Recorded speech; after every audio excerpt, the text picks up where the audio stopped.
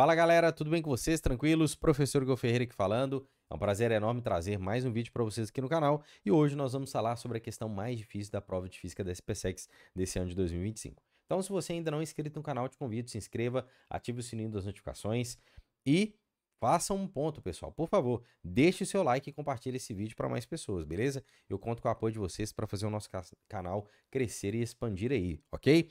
E para você que ainda não me segue lá no Instagram, está aí meu arroba Igor Ferreira Prof, beleza? Me siga lá e acompanhe os conteúdos por lá também, ok? Então vamos lá, pessoal, sem mais enrolações, vamos para a nossa questão. Eu tenho certeza que você já fez essa questão, deixei aí o texto um tempo, você pode pausar, ler da mesma forma e assim nós vamos seguir a nossa resolução. Não vou ler o texto para nós não perdermos tempo para irmos direto à nossa resolução. A única coisa que eu vou pontuar aqui, que essa questão nos pede, é o seguinte: ele quer saber qual é a diferença ΔX entre as alturas da parte emersa do cilindro depois da ação do campo magnético e antes da ação do campo magnético, tá bom? Então, vamos analisar aqui o desenho que está sendo proposto por essa questão.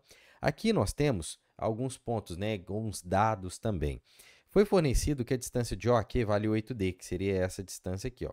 A distância de P a O seria essa distância, vale 2D.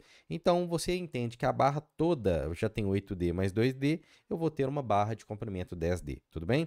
E a distância de O até H vale 1,6. Essa distância nós vamos utilizar bastante, ok? Então, primeiramente, eu tenho que pensar numa atuação de torques aqui, tá bom? Gerados, né? Pelo peso, pela força elástica que nós temos ali naquela mola, né? Que vai envolver o empuxo, o peso do corpo, enfim. Mas nós vamos fazer de uma forma bem direta e bem legal que é essa questão, tá certo? E eu posso dizer a vocês que depois que a atuação da força magnética, né, do campo magnético, essa barra também vai sofrer uma força magnética, mas nós vamos falar isso daqui a pouquinho. Então vamos lá, vamos aqui para o desenho da questão, que esse desenho vai permear muito aqui a nossa resolução, ok? Então aqui está o nosso eixo, né, principal ponto de apoio ali, ou eu posso falar que isso aqui é o nosso polo de rotação, tendo a atuação da força peso, e aqui é um braço de alavanca 3D, porque se a barra toda tem 10D, o meio dela é 5D, mas aquela parte toda que nós tínhamos aqui, ela valeria quanto? 8D. Tá? Então, o peso ele vai ser concentrado no centro de massa, e então o nosso braço de alavanca vai ser 3D. Do outro lado, já tinha nos dito a distância de O até H, que era 1,6D, aonde estava a mola. Então, essa é a nossa primeira configuração. Então, o que nós podemos fazer exatamente nesse ponto? Nós podemos montar o torque aqui, beleza? O torque aqui, pessoal, ele vai ficar sendo da seguinte forma. Eu posso dizer, sem problema nenhum, que o sentido horário tem que ser igual ao anti-horário, né? O momento horário é igual ao anti-horário. No horário, eu vou ter minha força F1. Então, eu vou ter a força F1 vezes o braço de alavanca dela, que é 1,6D. Isso tem que ser igual ao torque no sentido anti-horário, que eu vou ter o peso vezes o braço de alavanca, que é 3D. Tudo bem? Então, vamos falar aqui que essa vai ser a nossa primeira equação. Vou deixar dessa forma, não vou trabalhar muito em relação a esses pontos da questão por enquanto, de desenvolvê-los, ok? Então, beleza. Vou copiar aquele desenho porque nós vamos ter uma figura similar aqui agora para analisar. Porém, o que acontece nesse segundo caso que nós temos aqui? Algo muito interessante, que é o adicionar da força magnética. A questão falou que nós tínhamos uma corrente elétrica indo naquela direção e sentido do desenho que eu estou montando, tá? Se nós pegarmos aqui a figura, a corrente elétrica que foi dada na questão, ela saía de P e ia em direção aqui. Ela estava exatamente naquela direção e sentido, como eu estou mostrando ali, tudo bem? Então, pessoal, o que acontece? Voltando aqui para o desenho da nossa questão, que seria este, nós teríamos algumas coisas a serem pontuadas aqui que vai nos ajudar bastante na resolução. Se o campo magnético, a questão nos disse que ele estava saindo do plano, tá? Esse aqui é o nosso vetor campo magnético, com certeza a corrente, os 4 dedos saindo do campo, o dedão para a esquerda, o tapa, a força magnética seria para cima, beleza, pessoal? Então, ela vai ser exatamente no centro de massa da barra, a atuação da força magnética. Então, nós teríamos aqui, então, ó, no mesmo local onde está a força-peso, uma força aqui sendo adicionada agora, que vai ser a força magnética, ok? Então, o que acontece nessa situação que nós estamos avaliando aqui? Praticamente, eu posso também descrever qual é a força ou o torque que eu vou ter nessa situação, que vai ser o seguinte, vamos escrever aqui, nós vamos ter, ó, a F1 é o sentido horário, que agora não vai ser mais uma F1, tá, pessoal? Vou chamar aqui de uma nova força elástica gerada, vou chamar de F2, beleza? Então, eu vou ter uma F2 vezes o braço de alavanca dela, que é 1,6D, sendo igual, perdão, 1,6D mais sentido anti-horário, eu vou ter a força magnética. Então, ela também faz a rotação no sentido anti-horário, tudo bem? Então, eu vou ter ali, ó, a nossa força magnética vezes o braço de alavanca dela, que é 3D, tudo isso igual ao peso vezes o seu braço de alavanca, que também vale 3D, beleza? Então, essa aqui seria a nossa equação de número 2, tudo bem? Só que é muito interessante nós avaliarmos o seguinte, poxa, Igor, se a equação de número 1, ela fala que peso vezes 3D vale exatamente 1,6D vezes F1, eu poderia substituir esse valor aqui, não posso? Exatamente isso que nós vamos fazer. Então, o nosso valor de onde está escrito P vezes 3D, que está aqui, eu vou substituir por F1 vezes 1,6D. Tudo bem, pessoal? Então, vai ficar bem legal. Então, eu vou pegar essa equação 1, eu vou substituir ela exatamente dentro da 2. Então, eu vou pegar a equação 1, eu vou substituir dentro da nossa equação 2. Tudo bem, galera? Esse ponto aqui, bem tranquilo, né? O que nós vamos tirar disto? Então, vamos lá. Continuando aqui a nossa equação. Nós temos F2 vezes 1,6D mais a força magnética, pessoal, já vamos colocar o cálculo dela aqui. Nós sabemos que a força magnética ela é calculada por Bill, tá? Então, é o campo, a corrente e o comprimento do condutor. Porém, o comprimento do condutor aqui, neste caso, ele vai ser dado por 10D. Então, eu vou ter Bill, vai ser o campo, a corrente vezes 10D, tudo bem? Então, eu posso colocar 10B e D para ficar mais objetivo a nossa força magnética. Então, 10BI vezes D, vezes a distância, que vale 3D. Tudo isso vai ser igual. Quem é peso vezes 3D? O peso vezes 3D, que nós tínhamos falado, ele equivalia a F1 vezes 1,6D. Então, nós vamos substituir aqui, ó. Eu vou ter o valor de F1 vezes 1,6D. Tudo bem, pessoal? Tranquilo? Até aqui, ótimo, né? Bem tranquilo, né, galera? O que nós vamos fazer aqui agora? Tá? Nós podemos simplificar todos aqueles pontos da equação pela distância, tá bom? Eu poderia até fazer o seguinte aqui também, eu posso jogar esse F1 lá para o outro lado, ó, subtraindo, tá? O F1 ou o F2, tanto faz. Aqui não vai fazer diferença, tá bom? Eu acho que eu vou jogar o F1 para o outro lado, beleza, pessoal? Então, nós vamos ter aqui, ó, F2 menos F1, e eu sei que o 1,6 eu já vou colocar em evidência. Então, vou ter F2 menos F1, que multiplica... Quer ver, pessoal? Vamos fazer isso em módulo? Vamos fazer em módulo que eu acho que vai ficar melhor, ó. Então, eu vou pegar, jogando F2 vezes 1D para o outro lado, tá? Então, eu vou ter F1, o F2, 1,6D jogou para o outro lado da equação, para a direita, ele vai negativo. Então, menos F2. Aqui, nós já sabemos que eu vou colocar 1,6D em evidência. Tudo isso vai ser igual.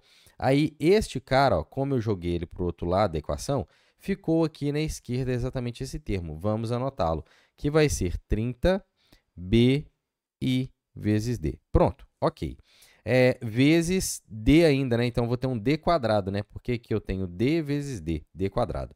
Então, nós podemos simplificar esse D com esse D ao quadrado aqui, beleza? Então, quer dizer que a minha diferença de força, que vocês vão entender isso logo mais, já vou colocar aqui um ΔF, tá? Vai ser dado da seguinte forma, sendo 30B e D, tudo isso dividido por 1,6. Beleza, pessoal? Então, grave esse ponto, ó.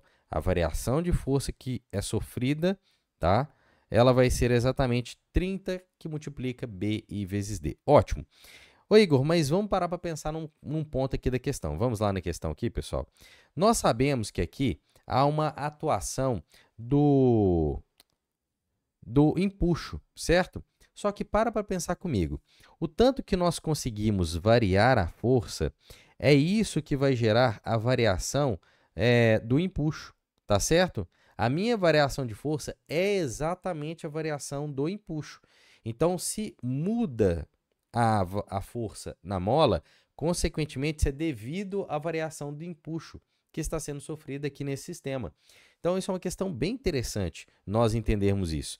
Então, vamos diminuir um pouquinho aqui para que nós possamos montar. Vamos montar aqui embaixo, que vai ficar legal, tá, pessoal? Até próximo ali de outros pontos que nós já fizemos, tá certo? Então, ponto bem interessante dessa questão, que nós vamos colocar aqui como um ponto de observação, tá? Então, essa aqui é a manha dessa questão, tá, galera? A variação de força sofrida é exatamente a variação do empuxo, beleza? Isso aqui é o filé mignon da questão. Assim você vai conseguir resolvê-la bem mais rápido. O que é a nossa variação de força? Já estava delimitado, nós já sabemos que valia 30, que multiplica BI vezes D, tudo isso dividido pelo fator de 1,6, não é mesmo? Só que a nossa variação do empuxo, vamos parar para pensar aqui de forma rápida? Olha só, o empuxo ele é calculado praticamente pela densidade, pela gravidade, pelo volume submerso. A questão nos disse que a densidade ela é dada como ρ, gravidade G, só que o volume, nós sabemos, pessoal, que ele é dado pela área da base, que a questão falou que era Azinho, vezes a altura. Então, uma altura vai ser um H. Se eu quero saber a variação do empuxo, vai ser o meu ΔH, que a própria questão chamou de ΔX. É isso que a questão quer. A questão quer saber o ΔX, ok? Então, aqui nós já temos a nossa variação do empuxo, que eu já montei aqui com vocês. Ela vai ser dada praticamente pela densidade, pela gravidade, pela área da base, vezes o nosso ΔX. Galera, está aí. Nós queremos exatamente descobrir qual o valor de ΔX para a questão. Então, o que você vai fazer? Apenas pegar esses fatores de ρ, G e A e passar dividindo para o outro lado da equação. Lembrando que aqui, pessoal, nós temos 30 por 1,6 é a mesma coisa que 300 por 16. 300 por 16, dividindo por 4, nós vamos ter 75 quartos, beleza? Então, 300 por 16, 75 quartos. Então, o nosso valor de ΔX, que a questão está procurando, tem que ser dado por 75 quartos, beleza? Que é o 30 por 1,6, que nós já comentamos, que multiplica o campo, a corrente e a distância D, tudo isso dividido pela densidade do fluido, a gravidade e a área da base. Pronto, pessoal. Então, esta vai ser a resposta da nossa questão, tá bom? Lembrando que aqui, da forma que foi realizada, nós pensamos em um módulo, né, da força.